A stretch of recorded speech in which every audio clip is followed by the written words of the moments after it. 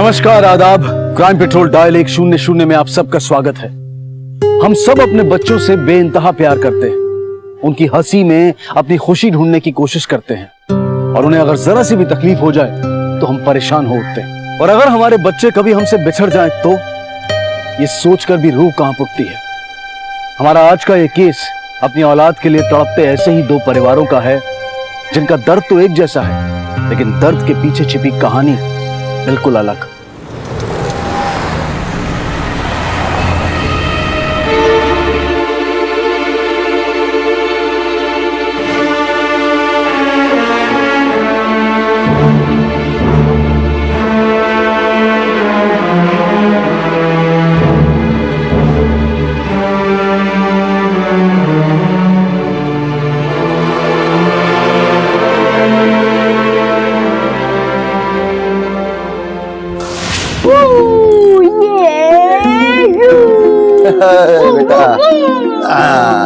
देखो अब्बू, मेरी ऑटो कितनी तेज है। मैं भी आपकी तरह बड़ा होकर एक ऑटो ड्राइवर बनूंगा। अरे नहीं नहीं बेटा, तू बड़ा होके बहुत बड़ा अफसर बनेगा। ठीक है अब्बू, जैसा आप कहो।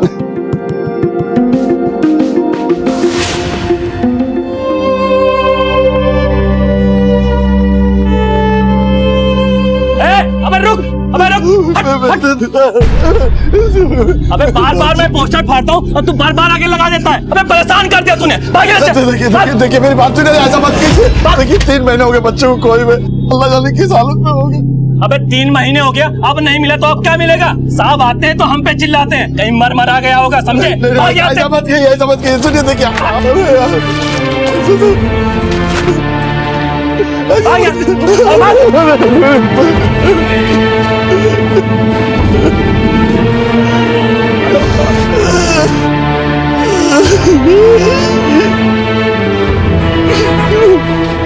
बच्चा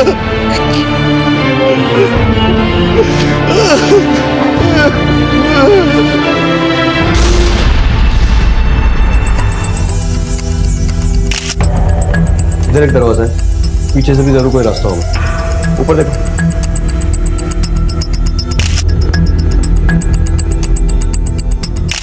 पेट और पीठ दोनों पे वार है। सर ऊपर कुछ नहीं।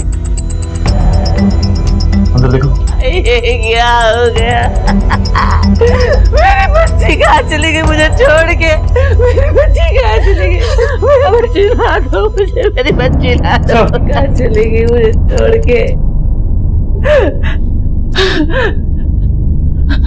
हम 4 दिन के लिए बाहर गए थे, कल सुबह वापस लौटने वाले थे, लेकिन हम आज ही आ गए। अभी करीब 9 बजे और आकर देखा कि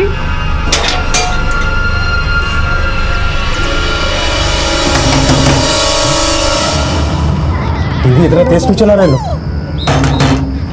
दरवाजा क्यों नहीं खोल रहे? पिछले दरवाजे की चाबी है मेरे पास, देखता हूँ ये लोग कर क्या रहे हैं।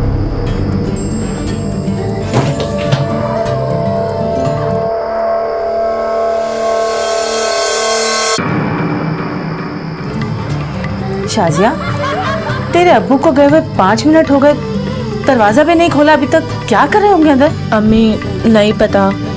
सलमा सलमा सलमा, आसमा क्या हुआ? आसमा आसमा, अरे क्या हुआ मेरी बच्ची को? ये देख, आसमा आसमा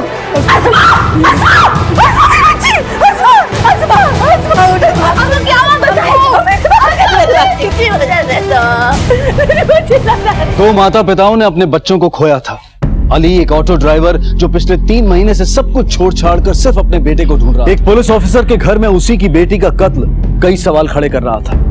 पुलिस के लिए ये महज आगाज था उस दर्दनाक केस की तहकीकात का, जिसमें हर मोड़ पर नए खुलासे होने वाले थे। यूसुफ खान, आपको दरवाजा खोलने में इतनी देर क्यों लगी? पिछले दरवाजे की चाबी है मेरे पास, देखता हूँ ये लोग कर क्या रहे हैं। तेरे अब्बू को गए हुए 5 मिनट हो गए, क्या कर रहे होंगे अंदर? सलमा सलमा सलमा, आप मुझसे ऐसे सवाल कैसे कर सकते हैं? मलाड ब्रांच में ऐसा ही है ना, तो फिर जानते होंगे कि हमारे शक के घेरे में हर कोई आता है। इसे पूछताछ के लिए प्लीज कोऑपरेट।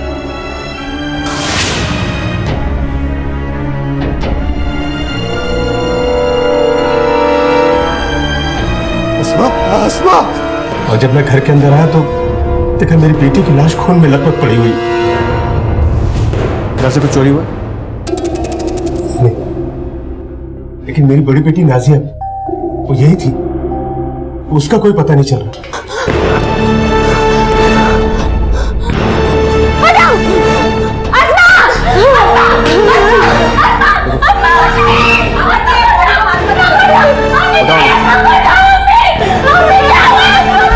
नाजिया, जब ये सब हुआ तुम यहीं थी? जी सर, क्या हुआ था? तकरीबन 8 बजे मैं और अस्मा घर में ही थे।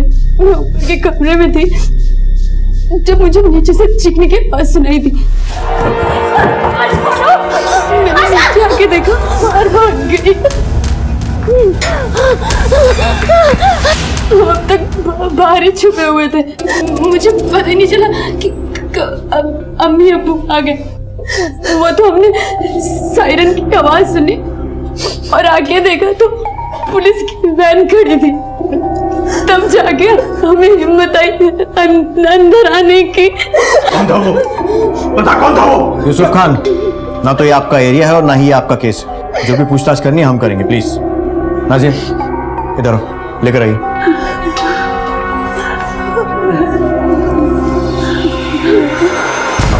नाजिया, उस आदमी को पहचानती हो? पहले कभी देखा? नहीं सर। जब तुम डर के बाहर भागी तो आस पड़ोस में क्यों नहीं गई? शोर क्यों नहीं मचाया या फिर किसी की मदद क्यों नहीं की? सर, मैं इतना डर गई थी कि मुझे कुछ समझ ही नहीं आया कि क्या करूं। मेरे दिमाग ने काम करना बंद कर दिया था, इसलिए मैं बाहर भाग गई। आसमा का कोई खास दोस्त है? मतलब किसी लड़के से कोई अफेयर वगैरह? नहीं सर, वो बिल्कुल ऐसी नहीं थी सर। ठीक है, जाओ। स्केच आर्टिस्ट को बुलवा कर नाजिया से पूछताछ करके उस आदमी का स्केच तैयार करो। सर। घर की अच्छी तरह से तलाशी लो, देखो और कुछ मिलता है क्या। सर। विक्रम, पता नहीं क्यों मुझे लग रहा है कि ये नाजिया कुछ छुपा रही है। और सर, इनके मुताबिक घर से कुछ चोरी भी नहीं हुआ है। मतलब एक कातिल कत्ल करने के इरादे से ही घर आया। ऐसा करो, अस्मा और नाजिया के साथ साथ घर के बाकी लोगों के कॉल रिकॉर्ड्स भी निकालो। पता तो करें इसकी बातों में कितनी सच्चाई है। और आस पड़ोस में पूछताछ करो पूरे परिवार के बारे में, खासकर अस्मा के। सर। कोई दर्द नहीं है ये मेरे बच्चे के दर्द के आगे। अली भाई, बस एक बार आप बता दीजिए किसने मारा है आपको? हम सब जाके फोड़ के आएंगे। नहीं नहीं भाई, मुझे किसी से कोई बदला नहीं चाहिए। मुझे बस मेरा बच्चा चाहिए और कुछ नहीं चाहिए। आप परेशान न हो, अल्लाह ने चाहा तो आपका बच्चा जल्दी मिल जाएगा। देखिए, मैंने तो अपने ऑटो पे चांद की तस्वीर लगा रखी है। आप ये पोस्टर मुझे दे दीजिए। मुंबई में बाकी ऑटो वाले जो मेरे दोस्त हैं, सबके ऑटो पे ये पोस्टर लगा देंगे। आपका चांद जल्दी मिल जाएगा, आप परेशान न हो। अल्लाह तुम्हारा भला करे।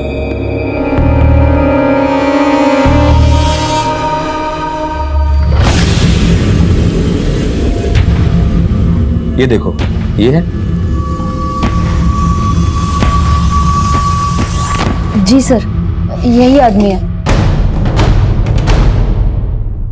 थैंक यू, तुम जा सकते हो।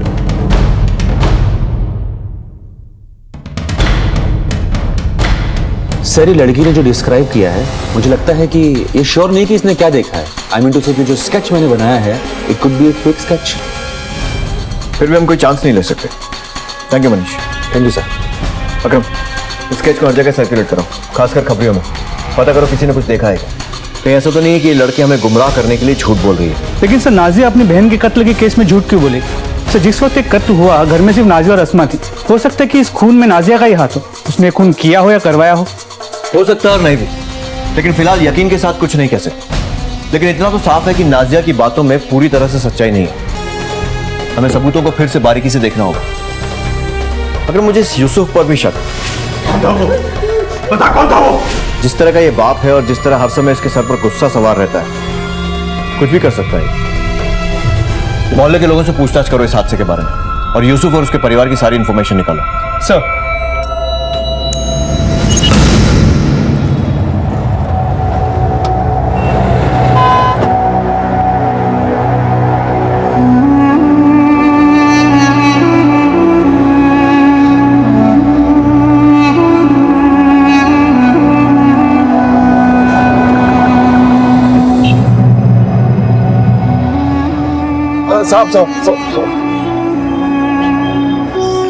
साहब, ये मेरा बेटा है। अगर आपको कहीं दिखे तो ये नंबर पे फोन करना।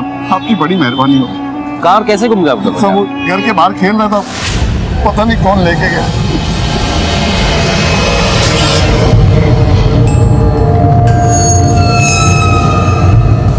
ठीक है,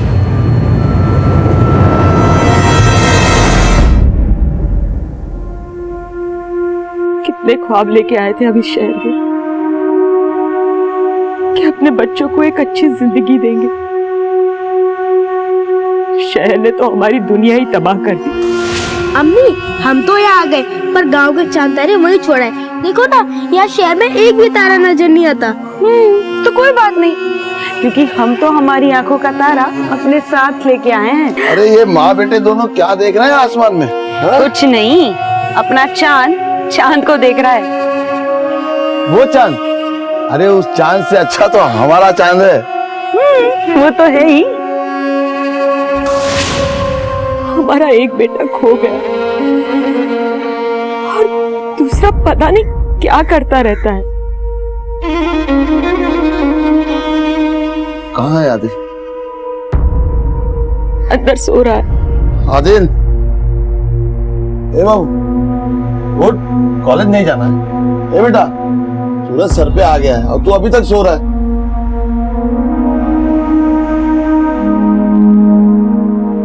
रात भर आपके गुमशुदा बेटे की फोटो चिपका रहा था मैं। यहाँ तो दिन में कॉलेज जाओ और रात में आपके बेटे को ढूंढ। मैं तो खामे का पैदा हो गया हूँ ना, मेरी कोई लाइफ ही नहीं। बेटा कैसी बात कर रहा है? चांद तेरा भाई हमारा बेटा है। और मैं भी तो आपका बेटा हूं ना, लेकिन आप लोगों को चांद के अलावा कुछ नजर नहीं आता। अब तो शायद आप लोगों को मेरी कदर उस दिन होगी जिस दिन मैं भी गायब हो जाऊंगा।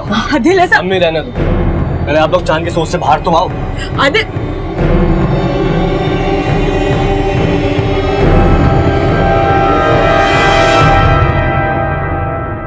इस नंबर की सारी डिटेल निकालो। Okay sir. सर, हाँ करो। असमा की पोस्टमार्टम रिपोर्ट, इसके मुताबिक उस पर एक तेज धार वाली हत्या से वार किया गया। तो इससे इतना तो साफ, नाजिया ने जो बात बताई थी वो काफी हद तक सही।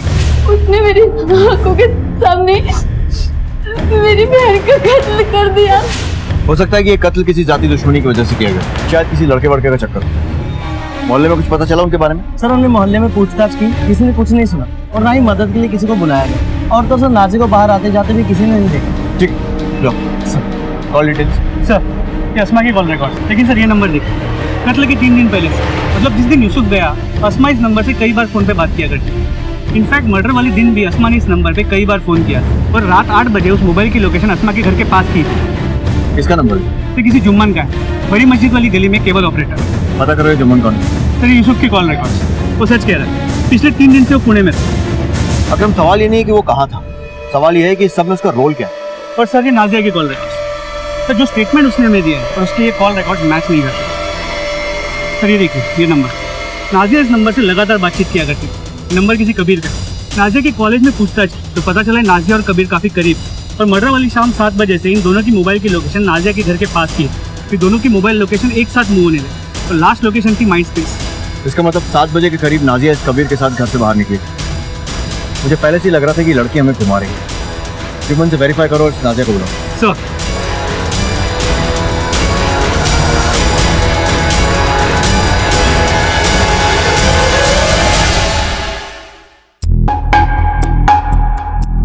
तुम किसी असमा नाम के लड़की को जानते हो? जी, बहुत प्यारी बच्ची थी और सुना है कि उसका कत्ल हुआ है। लेकिन आप ये सब उसके बारे में मेरे से क्यों पूछ रहे हैं? पिछले कुछ दिनों में असमा के नंबर से आपके नंबर में कई बार फोन किया गया, क्यों? असमा बेटिया मुझे फोन करके अपनी मनपसंद फिल्म लगाने को कह रही थी, क्योंकि यूसुफ साहब को अपनी बच्चियों का फिल्में देखना, टीवी देखना कतई पसंद नहीं था। इसलिए अक्सर मुझे वो फोन करके अपनी पसंद की फिल्म लगाने को कह रही थी। कल रात तुम उसके घर के पास गए थे? पास नहीं साहब, मैं तो उनके घर पे ही गया था। हेलो जुम्मन चाचा। हाँ बेटा। हम ना टीवी देख रहे थे और केबल ही बंद हो गया। अगर अब्बू को पता चला ना तो कल सुबह आकर ना वो हमारी तबीयत खराब कर देंगे। आप प्लीज आकर ठीक कर दीजिए ना। ठीक है बेटा, बस 8 बजे दुकान बंद करके हम आ जाएंगे। तो करीब 8 बजे मैं वहां गया था और केबल कनेक्शन ठीक करके मैं वापस आ गया। उस वक्त आसमा बिटिया घर पे अकेली थी। और असमा घर में ही थे। जो स्केच तुमने बनवाया था वो झूठा है। तुमने कहा था कि असमा के कत्ल की रात तुम अपने घर में थी, लेकिन जुम्मन ने बताया कि तुम घर में नहीं थी। और तुम्हारे कॉल रिकॉर्ड भी यही कह रहे हैं कि तुम उस वक्त कहीं और थी। कहाँ थी? और ये कबीर कौन है? तुम्हारा बॉयफ्रेंड है ना? नहीं नहीं सर, कबीर सिर्फ हमारा दोस्त है। उस रात हम कबीर और अपने बाकी फ्रेंड्स के साथ फिल्म देखने गए थे। सब इंतजार ही कर रहे हैं, जल्दी जाओ। जा सिमरन जा, जी ले अपनी जिंदगी हमारे खड़ूस अब्बू के आने से पहले। बस मेरी फिल्मी बहन, दरवाजा अच्छे से बंद करना। हाँ जा, मूवी छूट जाएगी वरना। अच्छा दरवाजा अच्छे से बंद करो। हाँ हाँ मैं जल्दी आ जाऊंगी, बाय। हमें पता था अब्बू अम्मी अगली सुबह आने वाले हैं, इसलिए हमने अपने दोस्तों के साथ रात में फिल्म देखने जाने का प्लान बनाया। लेकिन जब हम घर लौटे तो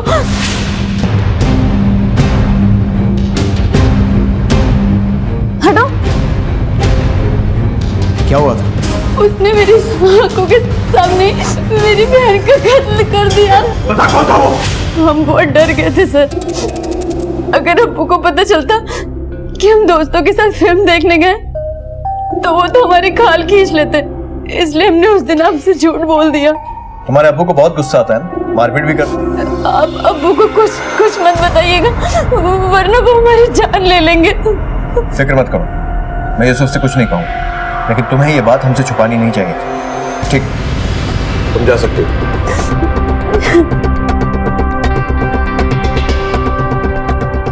इस यूसुफ के बारे में और पता करो, इस पर मेरा शक गहरा होता जा रहा है। जी सर। मार डालो, इसे भी मार डालो, मुझे भी मार डालो, हम सबको मार डालो, जिस तरह से आपने अस्मा को मारा था।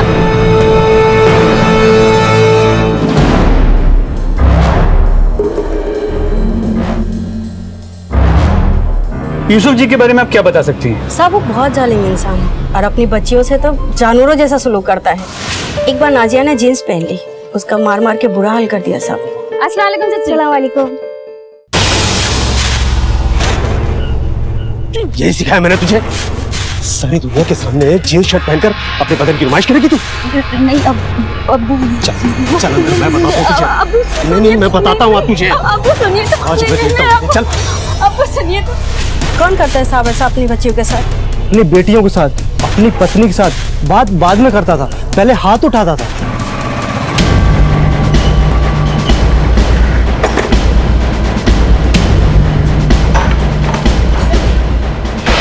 क्या कर रहे हैं यूसुफ साहब आप? क्या कर रहे हैं आप? बहुत शौक है ना तुझे, हाँ? लड़कियों को फिल्म में दिखाने का? दिखा फिल्म, दिखा फिल्म। मैं तो हर किसी की फरमाइश पे फिल्म दिखाता हूँ। आसमा बिटिया क्या सबको फिल्म दिखाता हूँ, ये तो मेरा काम है यूसुफ साहब। साहब प्लीज, साहब मत करो ऐसा। मैं साहब बंद कर दूंगा तेरा धंधा।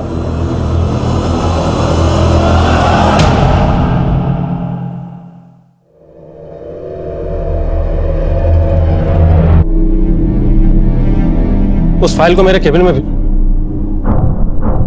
तुम चलो मैं आता हूं। अली, तुम रोज रोज यहां पर क्यों आते हो? तुम्हारे बेटे को खोए हुए 3 महीने हो चुके हैं। पुलिस अपनी तरफ से पूरी खोजबीन कर रही है। अगर तुम्हारे बेटे के बारे में कुछ भी पता चला तो मैं तुम्हें खुद बता दूंगा। नहीं साहब, मुझे आपके काम पर कोई शक नहीं है, लेकिन मैं क्या करूं, मुझसे रहा नहीं जाता। मैं इसलिए यहाँ चला था। साहब आप मेरे बच्चे को जल्दी ढूंढ दीजिए साहब, बड़ी मेहरबानी होगी।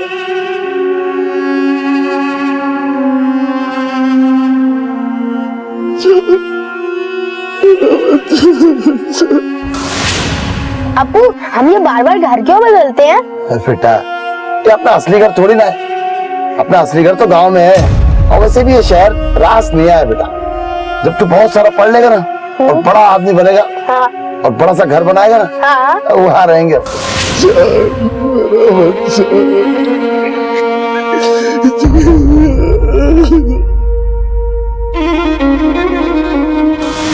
तू हाथ मत लगा, मैं कर रही हूँ ना। पकड़। मैं नीचे से ठीक करती हूँ। अब खोज अंदर।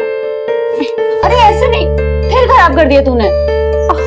अरे अब इतना कसम तैयार नहीं हुई तू? नाज़िया आपा, हमसे ये सब नहीं होगा। हमसे ना ये साड़ी वाड़ी नहीं पहनी जाएगी।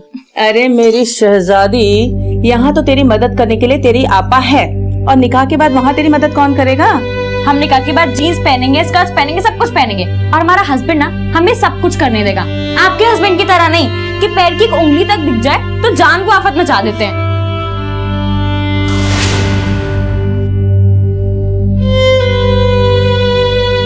उस दर्द की तो तुलना ही नहीं की जा सकती जो अपने बच्चे को खोने के बाद माँ बाप के सीने में उठता है। सलमा चाहे जितना भी रोले, लेकिन उसके आंसू ना तो उसकी मरी हुई बेटी को वापस ला सकते हैं और ना ही उसके दिल से अस्मा की यादों को मिटा सकते हैं। और अली, वो तो अपने बेटे को ढूंढते ढूंढते खुद को भुला चुका था और रेशमा के लिए अपने प्यारे बेटे चांद की गुमशुदगी का दर्द बर्दाश्त के बाहर था। अली और उसका परिवार 3 महीनों से अपने बेटे चांद को ढूंढ रहा था। क्या इनकी ये कोशिश रंग लाएगी? क्या वो चांद से कभी दोबारा मिल पाएंगे?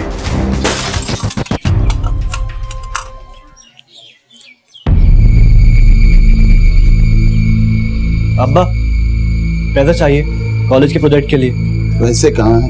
ये है तो सही आपके हाथ में। ये चांद के पोस्टर के लिए और नए पोस्टर बनवाने, हर जगह लगवाना है। कम से कम 10,000 पोस्टर लगेंगे और चांद की तलाश में मैं ठीक से ऑटो भी नहीं चला पा रहा हूँ, तो पैसे भी नहीं आ पा रहे। सब कुछ चांद के लिए और मेरे लिए कुछ भी नहीं। आदिल, आदिल क्या कर रहा है? आदिल, आदिल, मेरी बात सुन।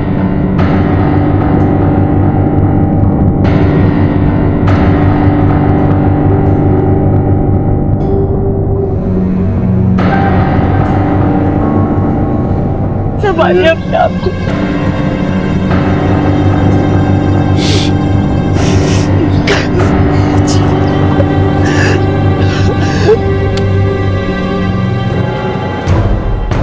सर, यहाँ आसपास पूछताछ से पता चला कि यूसुफ बहुत ही गुस्से वाला आदमी है। तो मुझे लगता है कि ये क्राइम कुछ इस तरह हुआ हो। उस रात यूसुफ अपने घर में पीछे के दरवाजे से अंदर गया। पिछले दरवाजे की चाबी है मेरे पास, देखता हूँ ये लोग कर क्या रहे हैं।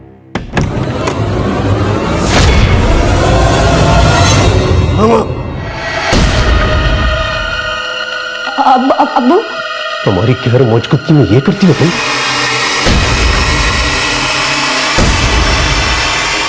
सलमा, सलमा। अगर वो खुद एक पुलिस वाला, इसीलिए उसने सारे सबूत मिटा दिए और मर्डर वेपन भी छुपा दिया। और तमाशा भी ऐसा किया कि सबको उस पर यकीन हो जाए। अगर ये खून इस पुलिस वाले ने किया है तो इस केस को सुलझाना बहुत मुश्किल होगा।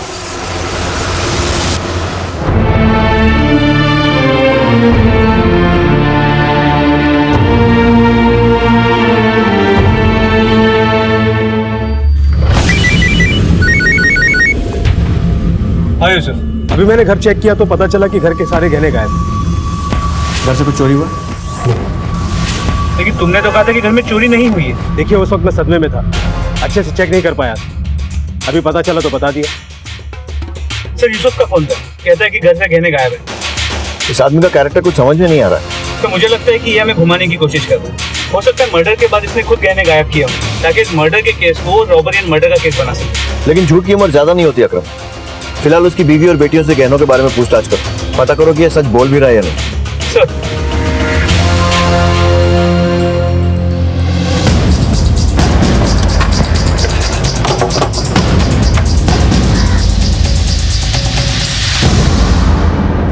गहनों की चोरी के बारे में आप लोगों से बात करनी थी कि वाकई वारदात के दिन गहनों की चोरी हुई थी। जी तो उस दिन जब हमने पूछा तब आप लोगों ने मना क्यों किया? सर, हम सब इस हालत में नहीं थे कि चेक कर पाए गहनों की चोरी हुई है या नहीं। तो आज देखने का कैसे सोचा? जी, असल में उन्होंने कहा कि मैं उन्हें सारे गहने दे दूं लॉकर में रखने के लिए।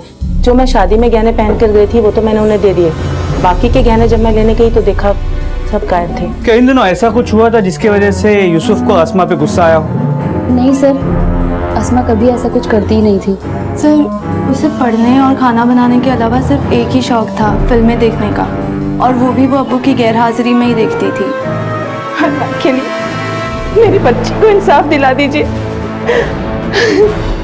कांदीवली पुलिस को यूसुफ पर पूरा शक था कि उसने ही गुस्से में अपनी बेटी की जान ली, लेकिन अपने शक को पुख्ता करने के लिए उनके पास सबूतों की कमी थी और यूसुफ अपनी बेगुनाही के बयान पर अड़ा हुआ था और धीरे धीरे एक एक इंफॉर्मेशन पुलिस को दे रहा था। उधर अली ने अपने बेटे को खोजने में कोई कसर नहीं छोड़ी थी। ऐसी कोई जगह नहीं थी जहां वो अपने बेटे को ढूंढने न गया हो।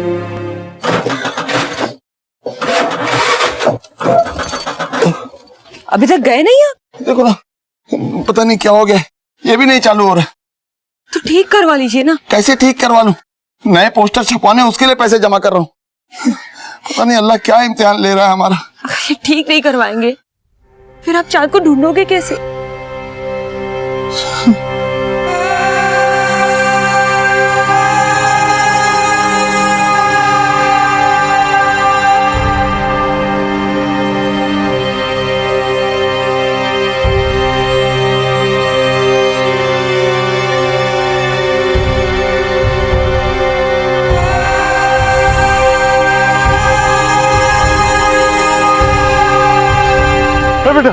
बेटा तुझे मैं चांद को देखा है क्या?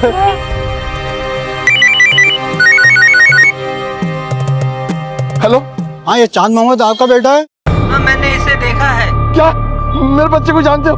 कहाँ है वो, कैसा है? आप ऐसा करो, कल 50,000 लेके शाम को 4 बजे शास्त्री पार्क के पीछे आ जाओ। 50,000? हाँ, जिनके पास आपका बच्चा है वो बहुत खतरनाक आदमी है, वो 50,000 से कम में मानेंगे नहीं। हाँ मैं 4 बजे आ जाऊंगा। सर मुझे नहीं लगता कांदीवली पुलिस मेरी बेटी के केस को सॉल्व कर पाएगी। सर प्लीज उस केस को अपने मलाड पुलिस स्टेशन में शिफ्ट करवा लीजिए। नहीं यूसुफ, मैं इसमें कुछ नहीं कर सकता। मैं तुम्हारी भावनाओं को अच्छी तरह से समझ रहा हूँ, लेकिन ये हमारे नियमों के खिलाफ है। वैसे कांदीवली पुलिस की टीम अच्छे से काम कर रही है। आई एम सॉरी, मैं कुछ नहीं कर सकता। You can understand. जी सर, मैं समझ रहा हूँ। 10, 20, 30, ये 40, ये 50 हो गए ना पूरे 50। अब्बू आप यहाँ हो तो ऑटो कहाँ है? वो मैंने भेज दिया। चांद को वापस लाने के लिए 50,000 रुपए की जरूरत थी। आप पागल हो गए क्या? अच्छा खासा ऑटो बेच दिया, आज ऑटो बेचा है, कल मुझे बेच देना, परसों घर बेच देना। ऐसा क्यों सोच रहे हो? आपका बेटा के चांद ही है, मैं नहीं हूँ। आप क्या? अरे पर आदिल बात तो सुन। अच्छा खासा ऑटो बेच दिया, दिमाग खराब हो गया दोनों के। आदिल बात सुन। आदिल ऐसा क्यों सोच रहा है तुम? सुन तो सही आदिल। रेशमा जाने दे, जब चांद वापस आ जाएगा ना तो अपने भाई को देख के खुश हो जाएगा वो। तो काम कर, एक रुमाल ला के दे इसको, ले जा।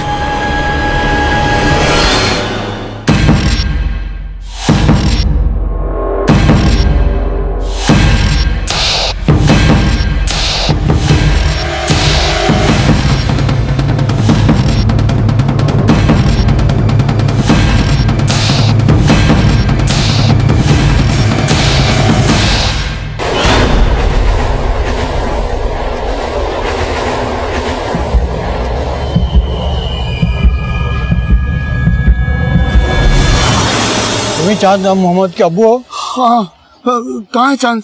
पैसे लाओ। हाँ ये क्या है, कहाँ है चांद? चलो मैं बताता हूँ, चलो। वो ठीक तो है ना? हाँ बिल्कुल ठीक है एकदम। मेरा बच्चा, हाँ चलो चलो चलो।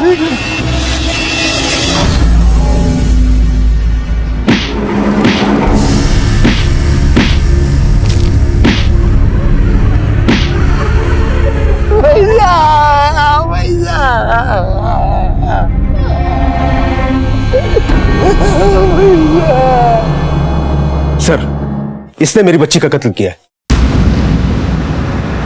किस बच्चे ने? फिर 1 साल पहले इस लड़के का बड़ा भाई आदिल मेरी बच्ची के पीछे पड़ा हुआ। ओए चलते हैं।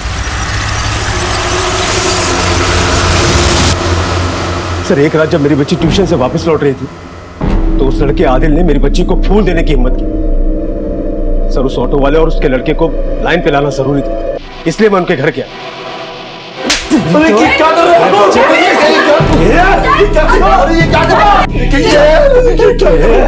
बहुत हिम्मत है तेरे अंदर ना। मेरी बेटी को फूल देगा तू? हाँ? कल की कल मुंबई शहर खाली करो, बोरिया बिस्तर बांध के यहाँ से। सर इस पोस्टर का मतलब यह है कि वो लोग मुंबई में ही। तो मुझे पक्का यकीन कि मेरी अस्मा का कत्ल या तो उस लड़के आदिल ने किया है या फिर उसके बाप ने। लेकिन तुम्हारी तो 3 बेटियां हैं और उनके चक्कर में तुमने कई सारे लड़कों के साथ मारपीट की। हो सकता है उनमें से कोई हो सकता है सर, बहुत से लड़के हैं जो मेरे हाथों पिट चुके हैं। सर आजकल के लड़कों को दूसरा कोई काम धंधा तो है नहीं, बस प्यार का झंडा लेकर निकल पड़ते। इसीलिए मैं अपनी बच्चियों पे सख्ती करता हूं कि मैं नहीं चाहता कि किसी आवारा लड़के के चक्कर में पड़कर वो अपनी जिंदगी खराब करें। सर बहुत सारे लड़के हैं जिनके दिमाग ठिकाने लगाए हैं मैंने, लेकिन उस लड़के आदिल में कोई बात थी, उसकी आंखों में एक आग थी। जिन जिन लड़कों से पंगा लिया है तुमने उन सबकी डिटेल्स चाहिए हो। सर आइए। सर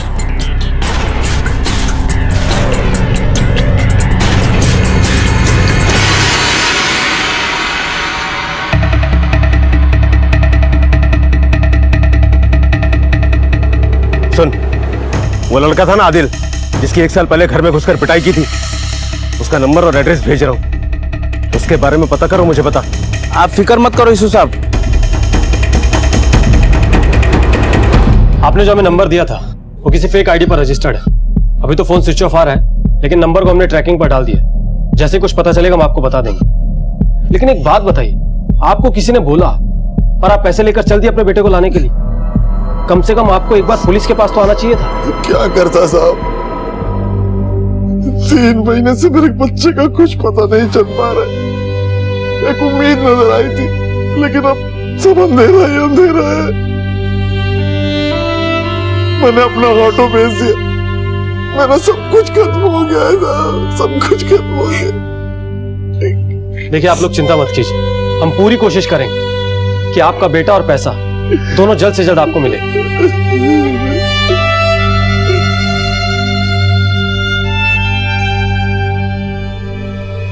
ये वो सारे लड़कों के नाम हैं जो तुम्हारे अब्बू ने हमें दिए। इस लिस्ट को ध्यान से देखो और बताओ कि इनमें से कौन अस्मा के पीछे पड़ा।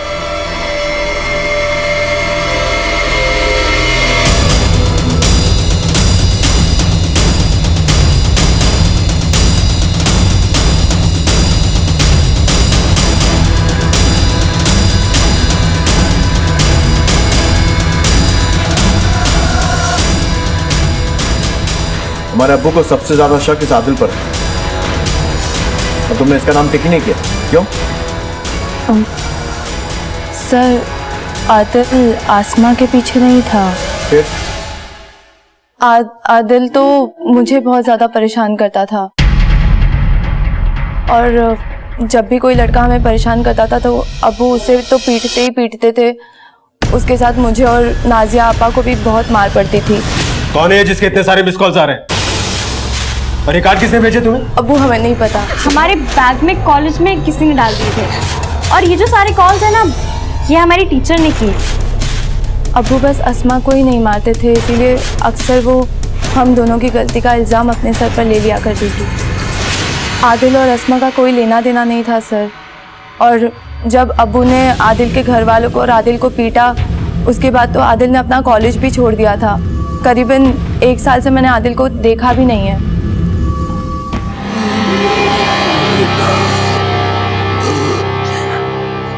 जाने आदिल को दवाई लेके आने में इतनी देर क्यों हुई? सर, इस आदिल के बारे में पूछताछ, वो पहले शाजिया के साथ पढ़ता था, लेकिन जब से उसे यूसुफ ने मारा था वो अपनी फैमिली के साथ नायगांव शिफ्ट हो गया। उसके पहले के कॉलेज में जाके भी पूछताछ, टीचर्स का कहना है कि वो पढ़ाई में काफी अच्छा था, और उसके दोस्तों की बात माने तो शाजिया से प्यार भी करता था। उसके अभी के कॉलेज में जाके भी पूछताछ, सभी का कहना है कि वो अच्छा लड़का था। उसके फोन रिकॉर्ड? तो आदिल के पास मोबाइल फोन नहीं। साहब, मेरा बेटा आदिल गायब है। क्या? जी, वो दवाई लेने गया था इनकी दुकान पे, वहां से आया नहीं। क्या हुआ था? आदिल मेरी दुकान पर दवाई लेने आया था, तभी एक पुलिस वाला अपनी बाइक लेकर आया और उसे देखकर आदिल वहां से भाग गया, और वो पुलिस वाला भी अपनी बाइक लेकर उसके पीछे गया। उसके बाद से आदिल का कहीं कुछ पता नहीं है साहब। पुलिस वाला? साहब वो यूसुफ होगा। लेकिन हमारे थाने में तो कोई यूसुफ नहीं है। नहीं साहब, वो मलाड पुलिस थाने में। पिछले साल उसी की वजह से हमें मलाड छोड़ के यहाँ आना पड़ा। बहुत पीटा था उसने इनको और मेरे बड़े बेटे आदिल को। साहब, मुझे डर है कि मेरे आदिल के साथ उसने कुछ ऐसा वैसा ना कर दिया। और साहब, मुझे तो शक है कि मेरे चांद को भी उसी ने गायब किया। लेकिन 1 साल बाद यूसुफ आदिल के पीछे क्यों आया? आप लोग चिंता मत कीजिए, मैं मलाड पुलिस स्टेशन में फोन करके पता लगाता हूं। आप लोग अभी घर जाइए, हो सकता है शिनाख्त के लिए आपको हमारे साथ चलना पड़े। ठीक है सर। ये दोनों केसेस जो अब तक अलग अलग दिशा में जाते हुए दिखाई दे रहे थे, पर कहीं ना कहीं अब इनके बीच में एक कड़ी नजर आ रही थी। नायगांव पुलिस और कांदीवली पुलिस ने इस केस को सुलझाने के लिए हाथ मिला लिए थे। तो क्या अब ये गुत्थी सुलझने वाली थी? चलिए साहब, यही आदमी है, तब वर्दी में थे। इनके मुताबिक आप नायगांव में आदिल का पीछा कर रहे हैं, और उसके बाद से आदिल गायब। आप गए थे वहाँ? हाँ, मैं गया था सर, और मैंने आपको बताया था कि पहले मैंने उसे मारा भी था, लेकिन इस बार मैंने ऐसा कुछ भी नहीं किया। लेकिन तुम वहां गए ही क्यों थे? क्योंकि मैं तंग आ गया हूँ आप लोगों से। किसी काम के नहीं है आप लोग। उस आदिल के बारे में सारी इन्फॉर्मेशन देने के बावजूद भी आप लोगों ने कोई एक्शन नहीं लिया। इस तरह मेरी बेटी को इंसाफ तो नहीं मिलेगा ना सर। अपनी हाथ में रहो, माना कि तुम पुलिस वाले हो, लेकिन इस वक्त तुम खुद एक सस्पेक्ट हो। अब सच सच बताओ कि क्या किया आदिल के साथ। मैंने कुछ भी नहीं किया, मैं सिर्फ उससे बात करने के लिए गया था, लेकिन मुझे देखते ही वो वहां से भाग गया। अगर तुमने उसके साथ कुछ नहीं किया तो अब तक घर क्यों नहीं पहुंचा वो? मुझे क्या पता, मार तो नहीं दिया उसे? जब तक तुम्हारी बेटियों की बात आई है तब तक तुमने कानून अपने हाथ में लिया है, और उसके लिए तुम सस्पेंड तो जरूर हो, लेकिन अगर आदिल के साथ कुछ भी बुरा किया है ना तो तुम्हें कोई नहीं बचा सकता। कुछ दिन मेहमान बनाकर रखो इन्हें अपना। चलो हमारे साथ। सर मुझे मेहमान बनाने से अच्छा है मेरी बच्ची के कातिलों को ढूंढिए। चलो। हो सकता है कि नायगांव शिफ्ट होने के बाद भी आदिल ने शाजिया का पीछा ना छोड़ा। ओए चलते हैं। आदिल तो मुझे बहुत ज्यादा परेशान करता था, और जब ये बात यूसुफ को पता लगी तो उसने उसका बदला आदिल के छोटे भाई चांद से लिया। और जब अली और आदिल को इस बारे में पता चला तो बदला लेने के लिए उन्होंने अस्मा को निशाना बनाया। नहीं सर, अली वैसा आदमी नहीं, क्योंकि अगर अली ने ये सब कुछ किया होता तो अपने बेटे चांद को लेकर इतना परेशान क्यों होता। लेकिन हाँ, मुझे आदिल पर थोड़ा शक है, क्योंकि जब से उसका भाई चांद गायब हुआ है तब से आदिल ने अपने बाप का बहुत ही कम साथ दिया चांद को ढूंढने के लिए। वैसे इस वक्त तो कुछ भी कहना गलत होगा, लेकिन जब ये पॉइंट निकला ही है तो हमें इन्वेस्टिगेशन तेज कर देनी चाहिए। ढूंढो इस आदिल को। Yes sir.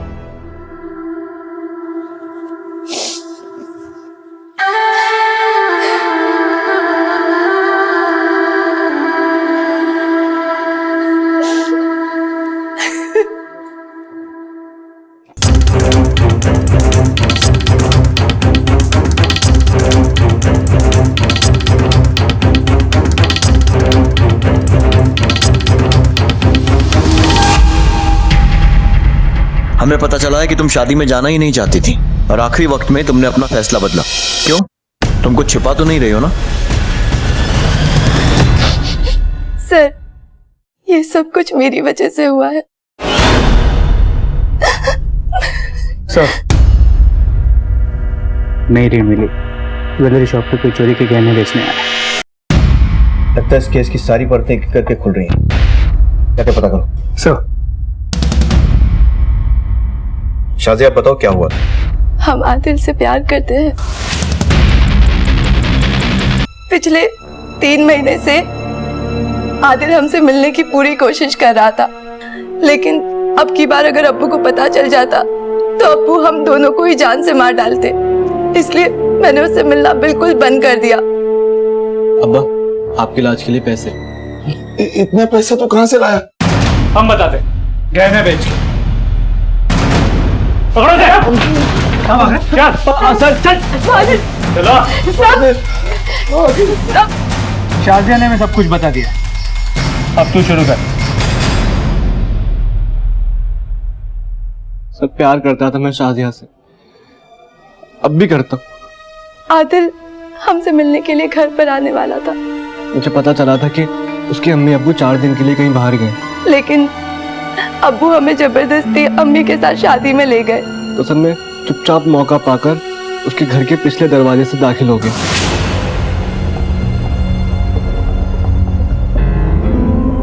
शादिया बताओ कौन बताओ ना। आदिल, तुम यहाँ पे क्या कर रहा है? हाँ? इतनी मार खाने के बाद ठिकाने नहीं आई तेरी। अभी अब्बू को फोन लगाती हूँ।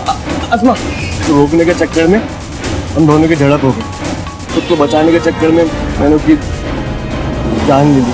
सर मैंने खुद को बचाने के लिए सोचा कि मैं घर से कुछ चुरा लेता हूँ ताकि लोगों को लगे कि ये चोरी का मामला है। तो सर मैंने घर से कुछ गहने चुरा लिए। लेकिन मेरे हाथों हुई अस्मा की मौत मुझे अंदर ही अंदर कचोट रही थी, इसलिए मैंने एक दिन शाजिया को सब कुछ बता दिया।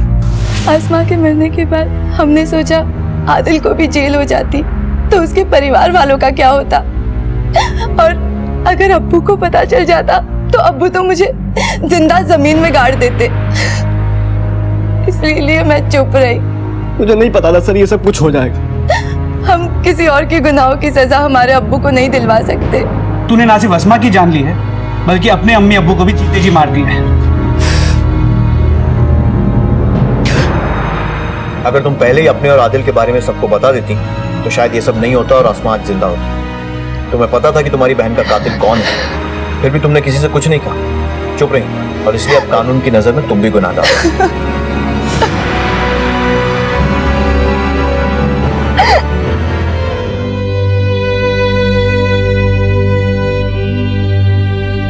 पता नहीं हमारे किस गुनाह की सजा दे रहा है अल्लाह। वो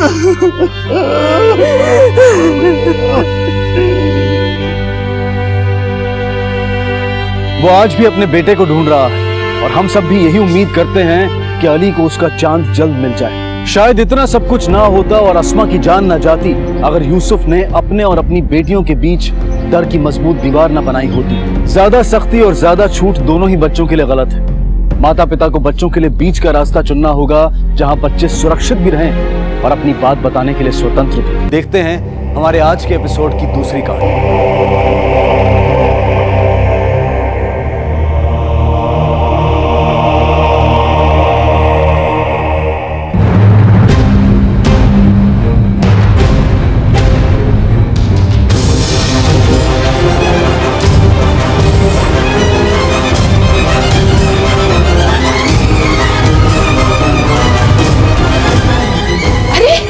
नमस्कार, आदाब। क्राइम पेट्रोल डायल 100 में आप सबका स्वागत है। कहते हैं कि जब हमारे पास अधिकार आते हैं तो उसके साथ साथ हमारी जिम्मेदारियां भी बढ़ जाती हैं। लेकिन कुछ लोग अपने इस अधिकार को अहंकार समझ बैठते हैं और अहंकार अक्सर विनाश का कारण बनता है। आज की कहानी महाराष्ट्र के पुणे शहर की ऐसी दिल दहला देने वाली कहानी है जहां दुश्मनी, लालच और रिश्तों की उलझी हुई डोर ने पुलिस को उलझा कर रख दिया।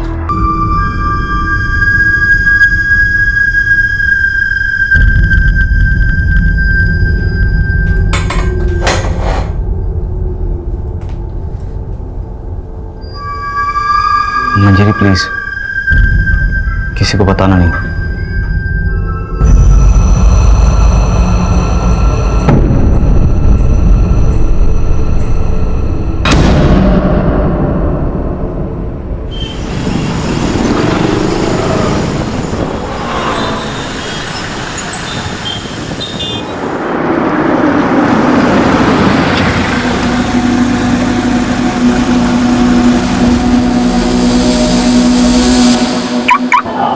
Good morning.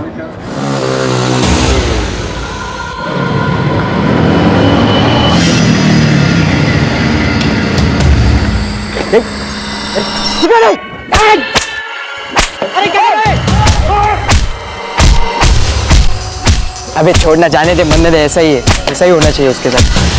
क्या कर रहा है?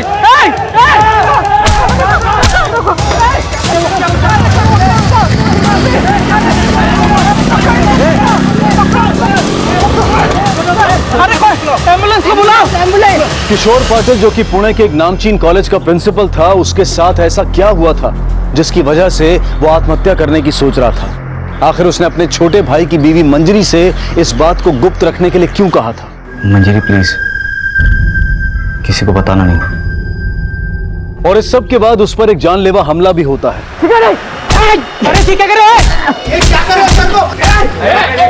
आखिर ये लोग कौन थे और किशोर को इस तरह दिन दहाड़े क्यों मार रहे थे? किशोर खुद देखने में जितना सरल था, उसकी जिंदगी उतनी ही उलझी हुई थी। लेकिन क्या इस सब के लिए वो खुद जिम्मेदार था?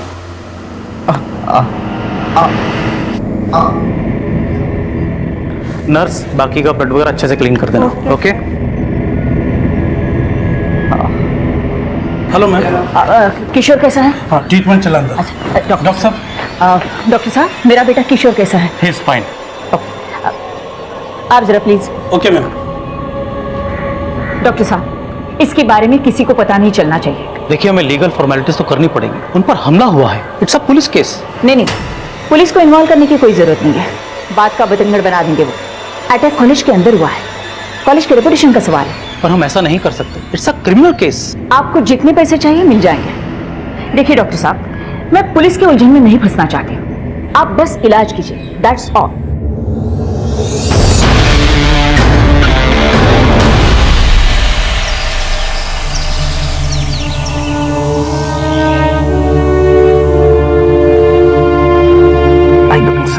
आराम से।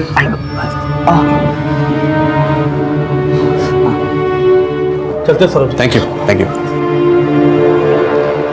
किशोर दादा, पंगे क्यों लेते रहते उन स्टूडेंट से? बघ जरा बघ केवढं मारलंय तुला। ये तो अच्छा हुआ कि ये देशपांडे सर और साळुंके सर तुम्हें बचाने आए। ये तो पता नहीं जान भी ले लेते। लेकिन हमें कैसे पता कि वो स्टूडेंट्स ही थे या कोई और? मुझे लगता है हमें पुलिस में कंप्लेन कर देनी चाहिए। तुम्हें किसी ने बोला अपना दिमाग चलाने? अपने काम से काम रखो, और अगर कोई काम नहीं है ना तो जाओ किसी शॉपिंग मॉल या फिर मूवी थिएटर में जाके ऐश करो. अली मोटी वाला सांगना रे.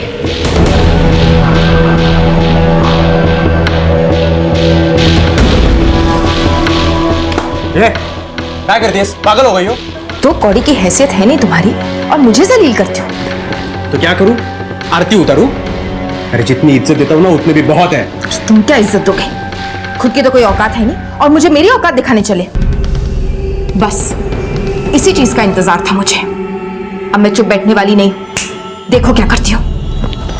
क्या करशील? ये भूल मत कि हम दोनों एक ही फंदे में फंसे हुए हैं, तुम्हारे बाप और मेरे आई की वजह से. कुछ करने का सोचना भी मत. कोई तुम्हारा सपोर्ट नहीं करेगा, तुम्हारा बाप भी नहीं. तो भलाई इसी में है कि हम दोनों इसी फंदे में बंधे रहकर अपनी जिंदगी अपने अपने तरीके से जिए और अपने काम से काम रखें.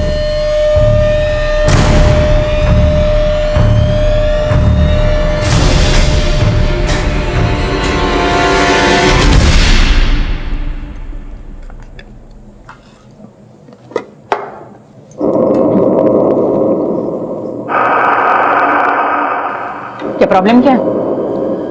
तुम दोनों खाना क्यों नहीं खा रहे हो? कोई मर गए क्या? अगर खाना नहीं खाना था तो रूम में बैठे रहते. यहाँ क्यों आए? इस घर में और कॉलेज में सिर्फ मेरे डिसीजन मानने पड़ेंगे. अगर ये बात किसी के समझ में नहीं आई हो तो आप दिमाग में बिठा लो.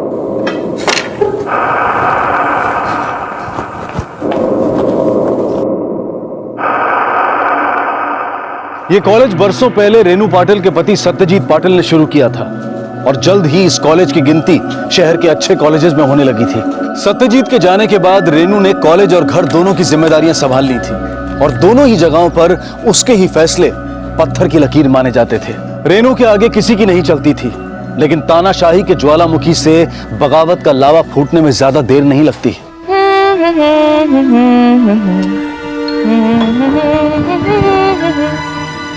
अरे वाह, चांगला मूड दिसतोय तुझा. कोई नया बॉयफ्रेंड मिला क्या? मूड तो तुम्हारा भी बहुत अच्छा लग रहा है और होगा भी क्यों नहीं. तुम्हारी रिंग मास्टर जो नहीं है घर पे, वे पसना करने गई है सासू माँ. हे देवा, उन्हें अक्ल देना कि वो हमेशा के लिए वहीं रह जाए ताकि हम सबका पीछा तो छूटे. तुझा माहिती नहीं मला, लेकिन मैं मेरी आई से बहुत प्यार करता हूँ. प्यार? और उस औरत के साथ? तुम कितना भी अच्छा बनने की कोशिश कर लो सौरभ, लेकिन तुम भी अच्छे से जानते हो कि इस घर में मैं तो क्या, उनकी कोई इज्जत नहीं करता. बस सब डरते हैं उनसे. बड़े आए अपनी आई से प्यार करने वाले.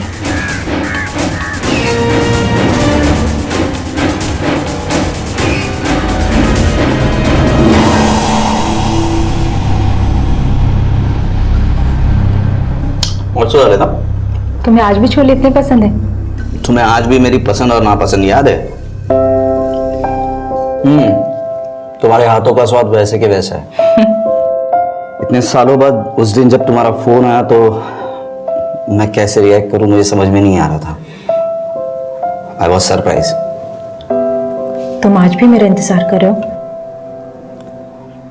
तुम्हारे जाने के बाद कोई पसंद ही नहीं आई. शायद किस्मत ने हमें एक और मौका दिया है पास आने का. और वो मौका मैं नहीं खोना चाहता. लेकिन अगर तुम्हारी आई को पता चल गया कि मैं वापस आ गई हूं तो?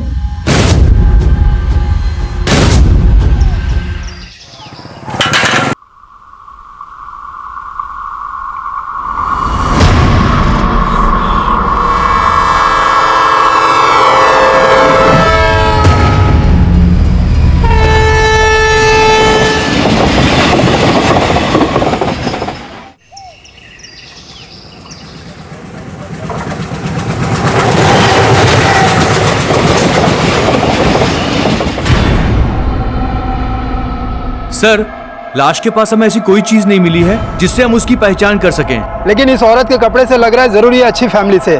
कहीं ये ट्रेन से तो नहीं गिर गई? सर, कहीं ये सुसाइड का मामला तो नहीं? लेकिन अभी कुछ नहीं कहा जा सकता है. ना इसका यहाँ मोबाइल मिला है, ना पर्स, ना ज्वेलरी, और ना उसके बॉडी से कोई ऐसी चीज मिली है जिससे आइडेंटिफाई हो.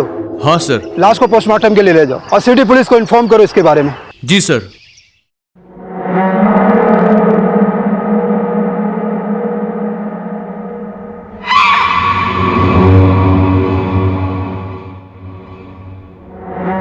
भाऊजी, उस दिन हम दोनों के बीच जो हुआ वो एक्चुअली मैं बहुत फ्रस्ट्रेशन में थी।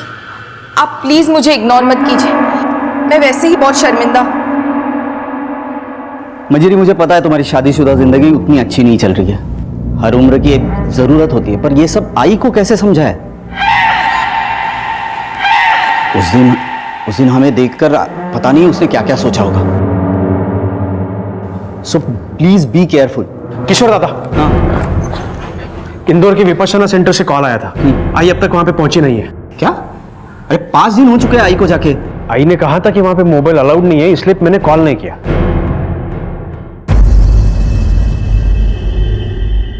सर, हमने आसपास के थानों में उस औरत के फोटोज भेजे हैं, पर अभी तक उसके नाम का कोई भी मिसिंग कंप्लेन दर्ज नहीं हुआ है। सर, उस बॉडी की हालत बहुत खराब है, हम ज्यादा दिनों तक स्टोर नहीं रख पाएंगे। ठीक है, उस औरत की साड़ी को संभाल के रखो और 2-4 दिन के अंदर उस औरत की शिनाख्त नहीं होती है तो हम उसका दाह संस्कार करेंगे। ठीक है सर।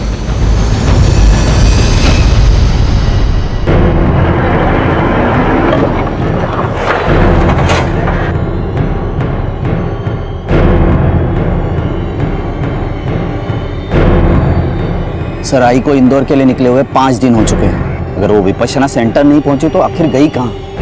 साहब, उस रात हमने मैडम को स्टेशन पर ही छोड़ा था।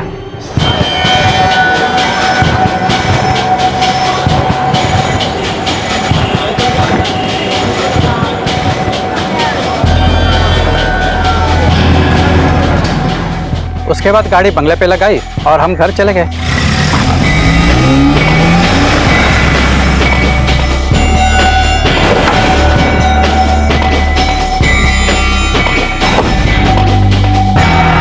क्या आपकी मैडम को किसी का फोन आया था? मेरा मतलब रेनू जी की फोन पे किसी से कोई ऐसी बातचीत हुई हो या कहा सुनी हुई हो? साहब, इतना ध्यान नहीं दिया क्योंकि पहले ही घर से निकलने में देर हो चुकी थी और ऊपर से मैडम गाड़ी तेज चलाने के लिए बोल रही थी। क्या ऐसा हो सकता है कि रेनू जी अपनी मर्जी से कहीं चली गई हो? नहीं सर, बिल्कुल नहीं। उन्हें कभी कहीं जाना होता तो हमें बता के जाती। ठीक है, हमें रेनू जी के बारे में जैसे ही कुछ पता चलता है आप लोगों को इन्फॉर्म करते हैं। Please do that. Thank you. Thank you.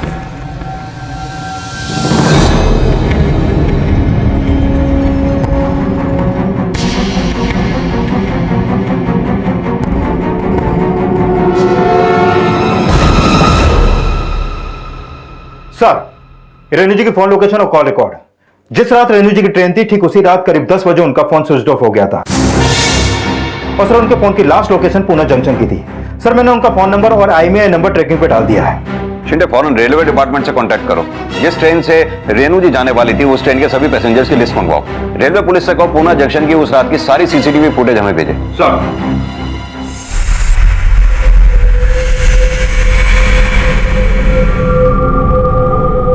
चलो अच्छा है, घर का एक टेंशन तो कम हुआ। काश वो कभी वापस ही ना आए ताकि हम सब सुख शांति से रह पाए। अरे, आप दोनों ऐसे क्या देख रहे हैं? आप लोग कितना भी छुपाने की कोशिश करें, लेकिन सच तो यही है कि आप भी नहीं चाहते कि वो खड़ूस बुढ़िया कभी भी वापस घर लौटे। जबान संभाल के बात कर। दोबारा थप्पड़ मारूंगा ना, उड़ भी नहीं पाओगी। दोबारा थप्पड़ मारने की सोचना भी मत। तुम्हारी आई नहीं अब तुम्हें यहां बचाने के लिए। पक्का जेल भिजवा के रहूंगी।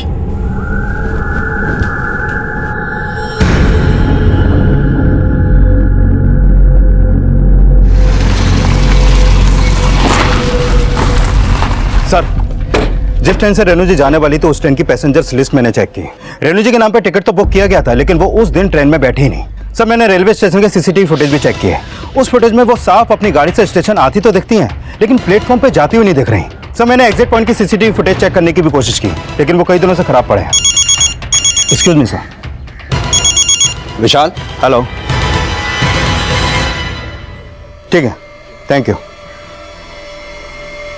रेनू जी के फोन का IMEI नंबर ट्रैक हो गया है, लेकिन उस फोन पर रेनू जी का नहीं बल्कि किसी और का सिम कार्ड एक्टिव था। फोन की एग्जैक्ट लोकेशन भी ट्रेस हो गई है, मनमाड़ की है। मनमाड़? ये रेनू जी का फोन मनमाड़ पहुंचा कैसे? रेनू के फोन के IMEI नंबर को ट्रेस करते हुए पुलिस का रुख मनमाड़ की तरफ हुआ, लेकिन पुलिस के लिए बड़ा सवाल था कि आखिर रेनू का फोन मनमाड़ कैसे पहुंचा। पुलिस फौरन मनमाड़ में उस जगह पर पहुंची जहां रेनू का फोन एक्टिव हुआ था।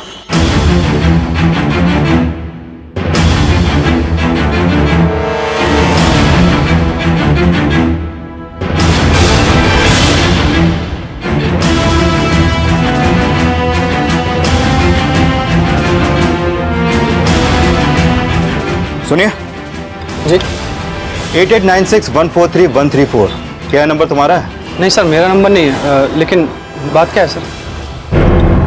इस IMEI नंबर का फोन है तुम्हारे पास? जी सर, मैं चेक करके बताऊँ।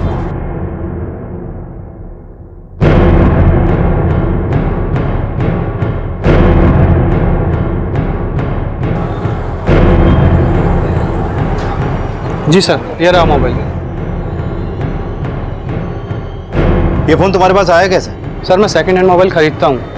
एक कस्टमर आया था जिसने मुझे 3000 में बेचा। उस कस्टमर की शक्ल याद है तुम्हें? सर दिन में 50 लोग आते हैं, किस किस की शक्ल याद रखूंगा? अच्छा, तुम्हारी दुकान में इस फोन पे एक सिम कार्ड एक्टिव हुआ था, वो सिम कार्ड किसका था कुछ मालूम है तुम्हें? नहीं सर, मैंने तो उसमें कोई सिम कार्ड नहीं डाला, लेकिन हाँ उसने अपना एक सिम कार्ड डाला था, डाल के मुझे चेक करके दिखाने के लिए। रेनू जी का फोन हमें मनमाड़ में ट्रेस हुआ है। कोई आदमी उनका फोन सेकंड हैंड मोबाइल्स की शॉप पर बेचकर चला गया। रेनू जी को गायब हुआ आज 7वां दिन है और अभी तक कोई रैंसम कॉल भी नहीं आई आप लोगों को। ऐसे केसेस में अपहरण फिरौती के लिए नहीं बल्कि हत्या के इरादे से किए जाते हैं और हमें शक है कि शायद रेनू जी के साथ भी अब तक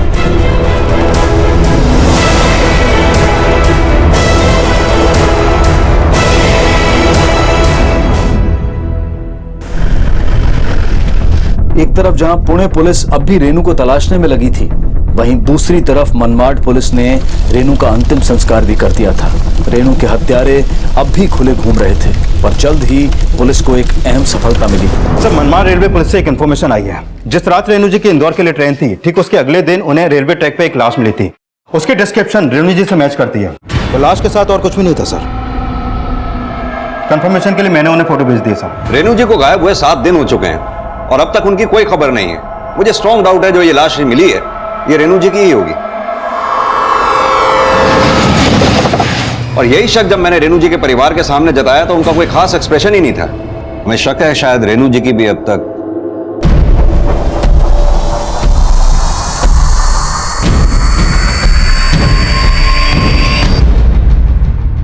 शिंदे, ये रेनू जी का परिवार कुछ समझ में नहीं आ रहा है। इस परिवार के बारे में हमें जानकारी इकट्ठी करनी चाहिए और खास तौर से रेनू जी के बारे में।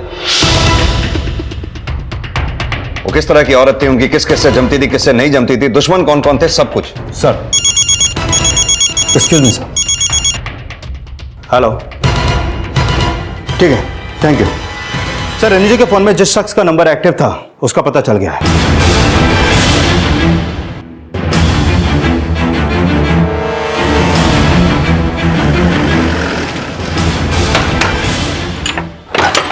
विजय। हाँ साहब। आओ चलो। अरे साहब कहाँ लेके जा रहे हो? अरे साहब बताता साहब, बताता। मुझे वो मोबाइल हाईवे के किनारे से मिला साहब। मैं लालच में आ गया था साहब, इसलिए मैंने वो मोबाइल बेच दिया साहब। पर आई शपथ साहब, मैंने किसी का खून नहीं किया साहब, किसी का खून नहीं किया मैंने साहब। टेम्पो ड्राइवर से पूछताछ करने के बाद भी पुलिस के हाथ कुछ नहीं लगा। पुलिस के लिए शायद ये वो गली थी जिसका डेड एंड यहीं पर था। आखिर किसने की थी रेनू की हत्या और क्या वजह थी इस हत्या के पीछे? और इस सब के बीच पुणे पुलिस को मनमाड पुलिस से फोन आया और इस फोन कॉल ने रेनू की हत्या की खबर पर मोहर लगा दी।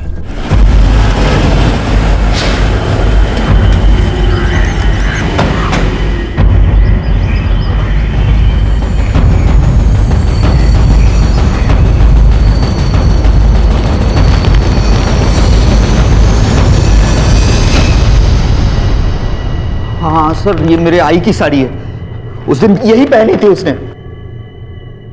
मनमाड़ में रेलवे पुलिस को आपकी आई की डेड बॉडी रेलवे ट्रैक पे मिली।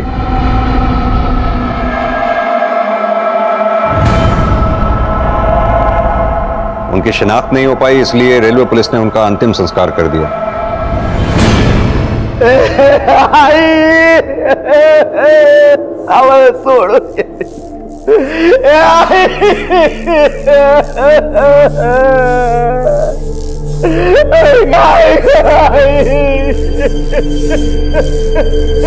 संभालिए अपने आप को।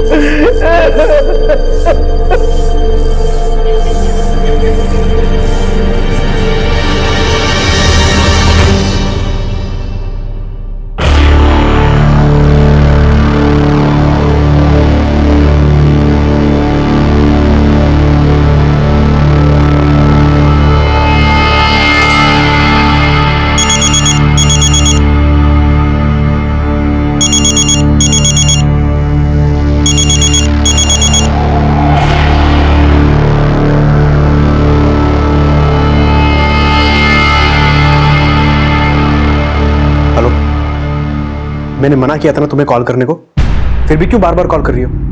घर में क्या नाटक चल रहा है मालूम है ना तुम्हें? देख, तू मुझे ऐसी धमकी नहीं दे सकती। ठीक है, मैं बाद में कॉल करूंगा, मैं मिलूंगा तुम्हें, अभी नहीं, ये सही वक्त नहीं है। उठाओ तो फोन में।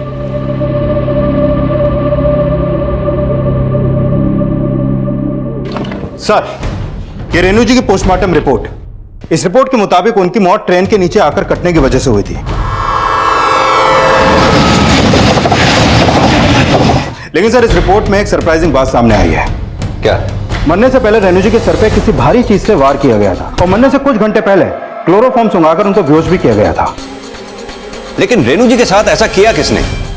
कहीं ऐसा तो नहीं रेणु जी की मौत में उनके परिवार वालों का ही हाथ है? क्योंकि रेणु जी की मौत की खबर सुनकर मंजरी और सौरभ ज्यादा दुखी नजर नहीं आए। और रही बात किशोर की, वो अपनी मां की मौत की खबर सुनकर शायद कुछ ज्यादा ही ओवर रिएक्ट कर रहा है। इन सब पे नजर रखो शिंदे, ये सब दूध के धुले हुए नहीं है। एक काम करना, तुम कल कॉलेज जाकर पूछताछ करना, मैं उस ड्राइवर से दोबारा मिलूंगा। हो सकता है शायद वो घर के अंदर की ऐसी कोई बात जानता हो जो हमारे काम की हो। सर,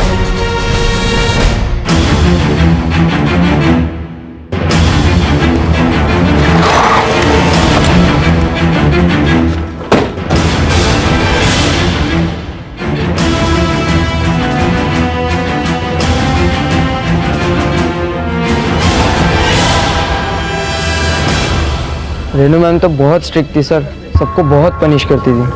वो तो कॉलेज फेस्ट के वक्त भी किसी को भी नहीं छोड़ती थी, पनिश भी करती थी और सभी के सामने बेइज्जती भी करती थी। रेनू मैम ने तो स्कर्ट भी बैन कर दिया था। याद रखना तो सच में बहुत मजा आई थी ना। क्या कपड़े पहन रखे हैं? ऐसे शॉर्ट कपड़े नहीं चलेंगे कॉलेज में। Get out. Sorry ma'am. 7 दिन के लिए रस्टिकेट कर रही हूँ। मैम प्लीज एक बार माफ कर दीजिए। No argument, no argument. Please ma'am, please.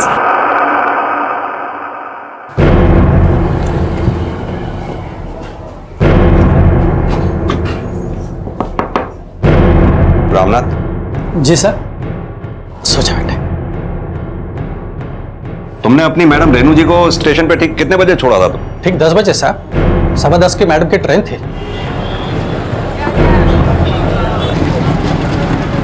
उसके बाद जैसे मैंने आपको पहले कहा, मैडम की गाड़ी मैंने बंगले पे लगाई और सीधा अपने घर वापस आ गए।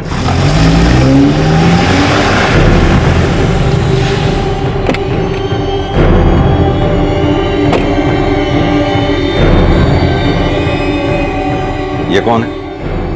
बेटी है साहब मेरी। क्या हुआ इसे? साहब वो मेरे बेटे की शादी एक लड़के से तय हुई थी, लेकिन शादी के 2 दिन पहले लड़के वालों ने 2 लाख और एक मोटरसाइकिल दहेज में मांगी। गरीब आदमी हो साहब, इतना पैसा इतने कम समय में कहां से लाता? दहेज न देने की वजह से उन लोगों ने शादी तोड़ दी साहब, जिसका बुरा असर मेरे बेटे पर पड़ा। अपने शादी के काफी सपने सजा के रखे थे साहब इसने, इसे ये सब बर्दाश्त नहीं हुआ। आत्महत्या करने की कोशिश की इसने, मरी तो नहीं, लेकिन इसकी जिंदगी बहुत से भी बदतर हो गई है साहब। तब से लेकर आज तक इसी हाल में जी रही है वो।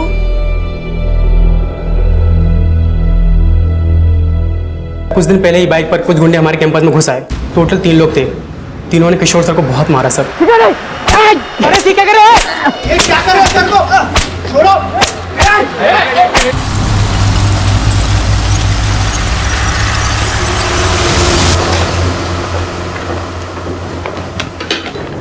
ये क्या है? देखो तो खोल के।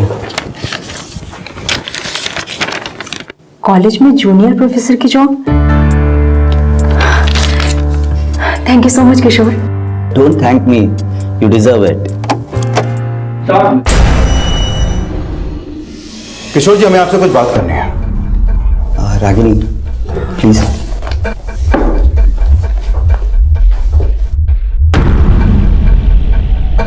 हमें पता चला है कि अभी कुछ दिन पहले आप पर जानलेवा हमला हुआ था। इस बारे में आपने पुलिस में कंप्लेंट क्यों नहीं की? नहीं सर, जानलेवा नहीं था, कुछ लोगों से हाथापाई हुई थी। मामला इतना बड़ा भी नहीं था जिसमें पुलिस को इन्वॉल्व कर पाए, इसलिए मैंने कंप्लेंट नहीं की। क्या लगता है आपको किसने किया होगा ये सब? क्या हो रहा है? जूनियर है तो कॉलेज का टूर करवा रहे थे सर। टूर करवा रहे थे, रैगिंग कर रहे थे तुम। सर रैगिंग मैं नहीं करता सर, मैं करता ही नहीं बिल्कुल। तुम्हें मालूम है ना कानूनन जुर्म है वो, पता है सर? पुलिस को फोन करता हूँ। नहीं सर, मैं रैगिंग कर ही नहीं रहा था सर। मैंने देखा नहीं। You are rusticated. किसी और कॉलेज में जाके अपना सिक्का चलाना। इस कॉलेज में तुम जैसे लोगों को एंट्री भी नहीं मिलेगी। किशोर, इसका कैरेक्टर सर्टिफिकेट बनाते समय इस इंसिडेंस को जरूर मेंशन करना। मैम प्लीज मुझे माफ कर दीजिए मैम, दोबारा मैं ऐसा नहीं करूंगा, मेरी जिंदगी बर्बाद हो जाएगी, प्लीज मैम। इनफ। मैम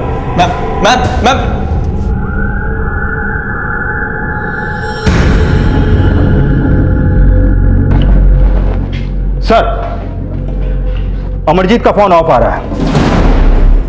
मैंने उसका फोन ट्रैकिंग पे डाल दिया है। उसके माँ बाप को भी नहीं मालूम कि उनका बेटा कहाँ है। क्या किशोर पे हमला करने वाला और रेनू जी को मारने वाला ये अमरजीत हो सकता है? हो सकता है सर, क्योंकि उन्हीं की वजह से उसका करियर चौपट हो गया। शायद इसी बात का बदला निकाला उसने। फिर तो कॉलेज के कई ऐसे स्टूडेंट और स्टाफ मेंबर्स होंगे जिन्हें रेनू जी के इस स्ट्रिक्ट नेचर का सामना करना पड़ा होगा। शिंदे, हमें कॉलेज के हर ऐसे स्टूडेंट और स्टाफ मेंबर की लिस्ट बनानी होगी।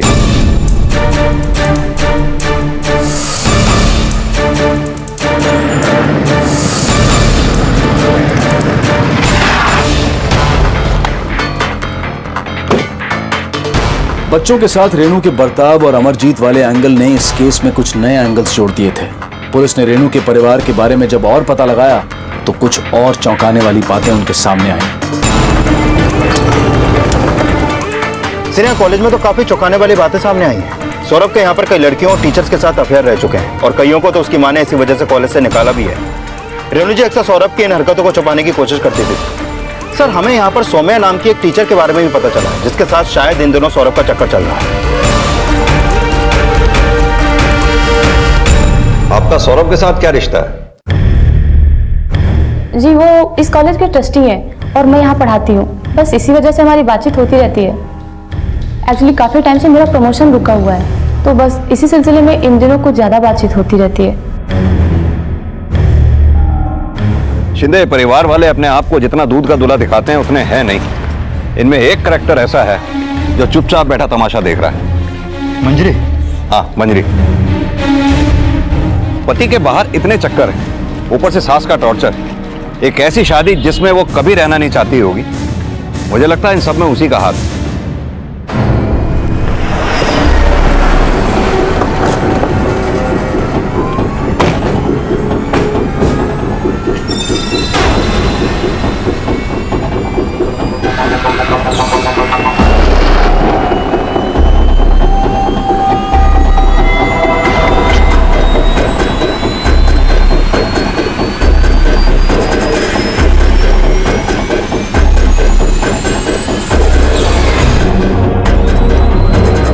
सर, कुछ नहीं मिला। ये सौम्या और सौरभ के बारे में पता है आपको?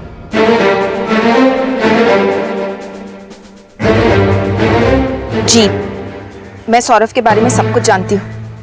उसे अपने आसपास लड़कियों और औरतों का होना बहुत अच्छा लगता था। कई बार तो एक साथ उसकी 3-4 गर्लफ्रेंड्स होती है। फिर तो सौम्या और सौरभ के बीच में क्या रिश्ता है ये भी अच्छी तरह से पता होगा आपको। जी हाँ, वो एक दिन। मैं प्रेग्नेंट हूँ और इस बच्चे का बाप सौरभ है। मैं इस बच्चे का अबॉर्शन नहीं कराऊंगी। मुझे सौरभ के साथ रहना है। ये पॉसिबल नहीं है। मैं कुछ नहीं जानती, मैं अबॉर्शन नहीं कराऊंगी। देखो, सौरभ की मंजरी के साथ शादी हो चुकी है। अगर सौरभ तुम्हारे साथ शादी करता भी है तो लोग दूसरी बीवी को क्या कहते पता है ना। देखो, अगर अपनी जीत छोड़ के तुम अबॉर्शन करवाओगी तो मैं तुम्हें 5 लाख रुपए कैश, साथ ही साथ सैलरी में इंक्रीमेंट और प्रमोशन दे सकती हूँ। फैसला तुम पे है।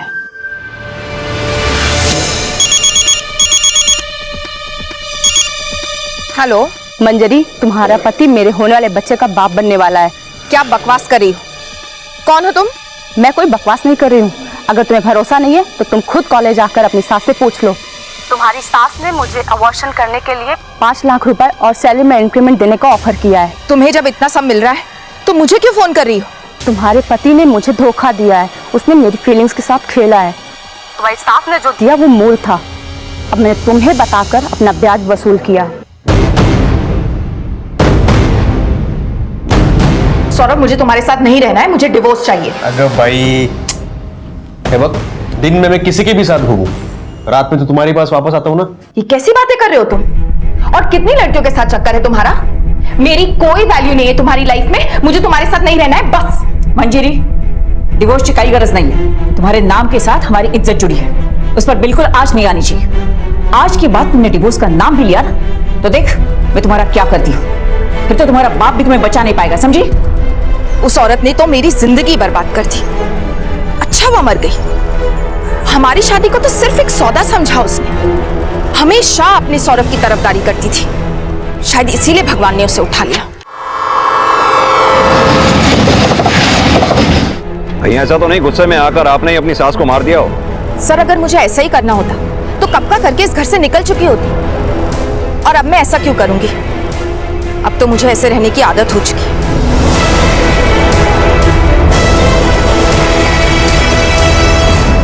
जो कुछ भी पुलिस को सौरभ के बारे में पता चला था वो काफी चौंका देने वाला था, लेकिन उससे भी ज्यादा चौंका देने वाली बात यह थी कि एक मां होकर भी रेनू सौरभ को सुधारने की बजाय उसकी गलतियों पर पर्दा डालने का काम करती थी।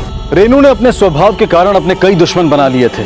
पुलिस इन्वेस्टिगेशन में ऐसे कई तथ्य सामने आए जिन पर रेनू ने झूठ की चादर डाल रखी थी और जो अब परत दर परत खुल रहे थे। और मंजरी के बयान से यह साफ था कि रेनू पाटिल अपने कॉलेज की प्रतिष्ठा को बचाने के लिए किसी भी हद तक जा सकती थी, फिर उसके लिए चाहे सच को छिपाने के लिए कोई भी कीमत क्यों न देनी पड़े। पर क्या मंजरी और किशोर के बीच का कोई सच अब भी छुपा हुआ था जो सामने आना बाकी था? बस कुछ ही दिनों की बात है मंजरी, सब कुछ ठीक हो जाएगा। जिंदगी हमें दूसरा मौका जरूर देगी। मुझे नहीं लगता मेरी तकदीर मुझे दूसरा मौका देगी।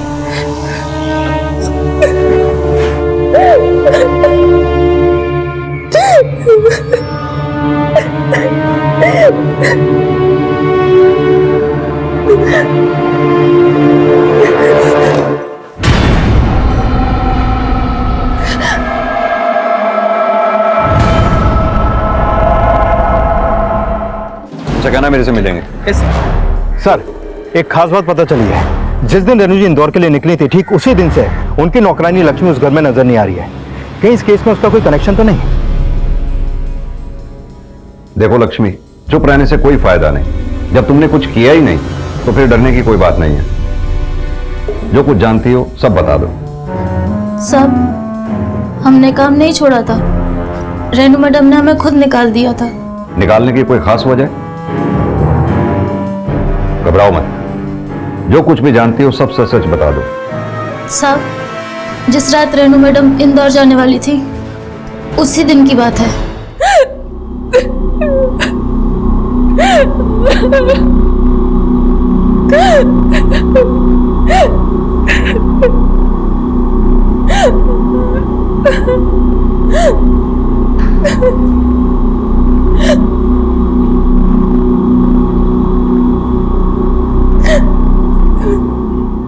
क्या हुआ मंजरी? देखो रोने से कुछ नहीं होने वाला, जो हुआ है उसे भूल जाओ और जो है उसे एक्सेप्ट करके आगे बढ़ो, समझी तुम?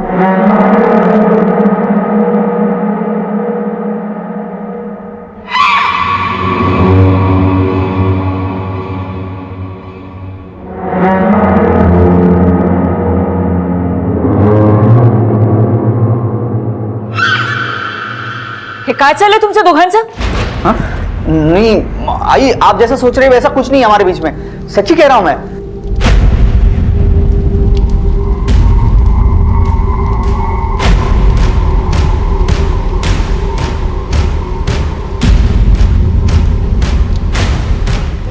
लक्ष्मी है ये पैसे, कल से आने की जरूरत नहीं है। बिना काम किए पूरे 1 साल के पैसे मैं इसलिए दे रही हूं ताकि किसी के सामने तू मुंह ना खोले। अगर ऐसी कोशिश भी तूने की तो तू तो जानती है परिवार की इज्जत बचाने के लिए मैं कुछ भी कर सकती हूँ, समझी?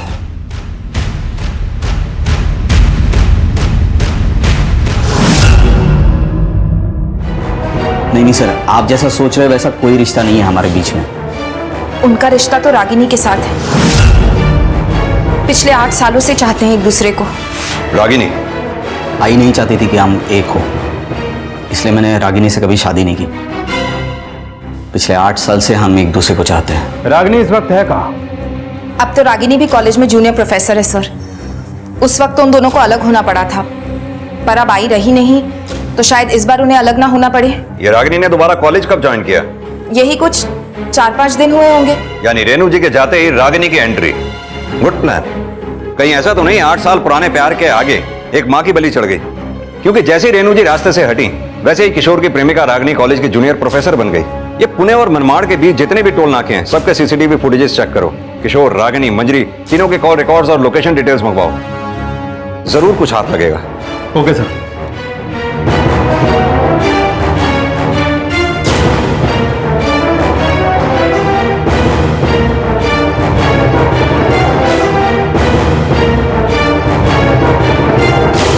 सर मैंने सभी टोल नाकों की सीसीटीवी फुटेज चेक की है। वहां से तो हमारे हाथ कुछ नहीं लगा, लेकिन कॉल रिकॉर्ड में हमारे हाथ एक मेजर कड़ी लगी है। क्या?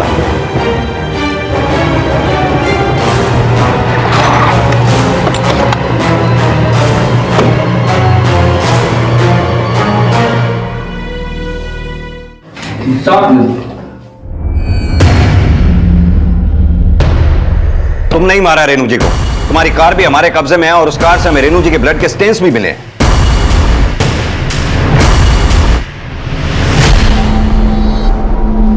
हाँ, मैंने ही मारा है रेणु पाटिल को। क्यों मारा रेणु जी को? क्योंकि उनकी घटिया सोच ने मेरी जिंदगी उजाड़ के रख दी थी। लेकिन 8 साल बाद किस्मत ने एक बार फिर मुझे किशोर से मिला दिया। किशोर भी मेरी मदद करना चाहता था, मुझे अपनाना चाहता था, लेकिन रेणु पाटिल के जीते जी ये मुमकिन नहीं था। तभी मैंने फैसला किया कि मैं उसे जान से मार दूंगी।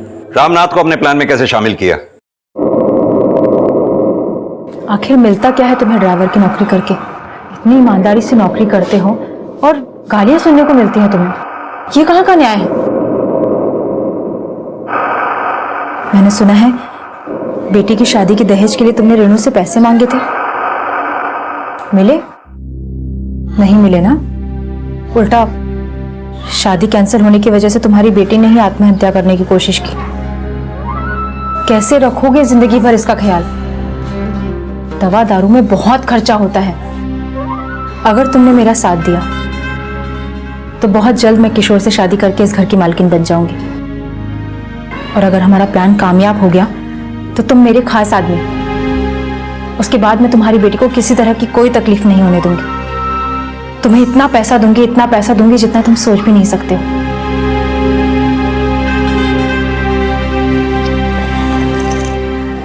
फिलहाल ये लो 1 लाख रुपए, पकड़ो। और जरूरत होगी तो मैं और दूंगी, लेकिन अपनी बेटी का इलाज अच्छे से अच्छे हॉस्पिटल में करवाओ। और तुम जो कुछ भी डिसाइड करो मुझे जल्दी से बता देना। एक तरफ बेटी की परेशानी, पैसों की तंगी, और दूसरी तरफ मैडम का खून करके जिंदगी भर अपने बेटी को सुख देने का लालच। मैंने मजबूरी में लालच का रास्ता चुन लिया सर, और मैडम को बंगले से लेकर स्टेशन पहुंचा।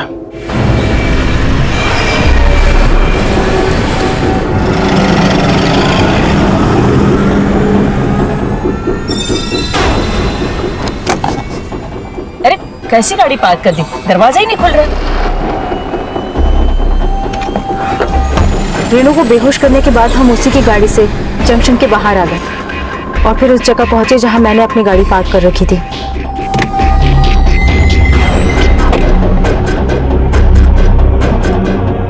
हमने उसे मेरी गाड़ी में डाला और फिर रामनाथ उसकी गाड़ी वापस उसके बंगले पर छोड़ने चला गया।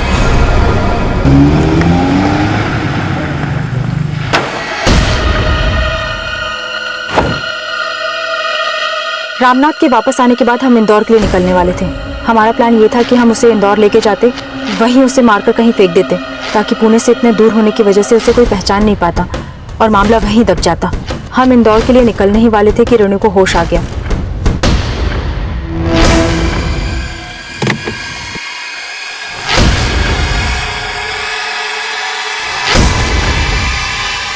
वो हमारे इरादे जान गई थी और हम इंदौर के लिए निकल गए। लेकिन मनमाड़ पहुंचते पहुंचते सुबह हो गई और आगे स्टेट बॉर्डर थी।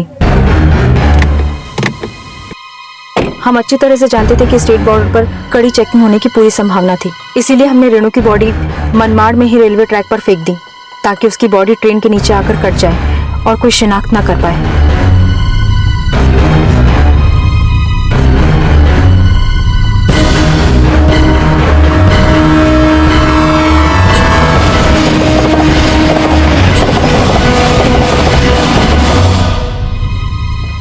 रागिनी, तुमसे कोई मिलने आया है।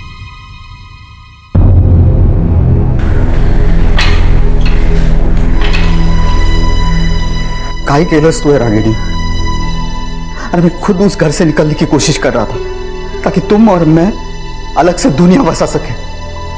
तुम्हारी एक गलती की वजह से सब खत्म हो गया।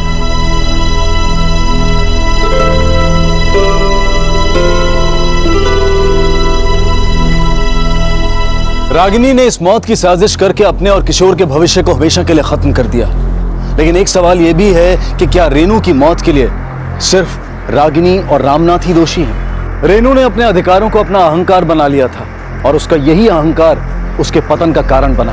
याद रखें, अगर बड़ों के प्रति आदर भाव रखना छोटों की जिम्मेदारी है, तो बड़ों की भी ये जिम्मेदारी बनती है कि वो अपनी सोच, अपने फैसलों को छोटों पर ना थोपे। इसी विचार के साथ अब मैं अनूप सोनी आपसे विदा लेता हूं। फिर मुलाकात होगी अगले एपिसोड में एक और चौंका देने वाले केस के साथ। तब तक अपना और अपने परिवार का ख्याल रखें और देखते रहें क्राइम पेट्रोल डायल 100। सबक एक को सीख हम सबको। जय हिंद। इस तरह के और भी एपिसोड देखने के लिए हमारे चैनल को सब्सक्राइब करें और बेल आइकन दबाना ना भूलें।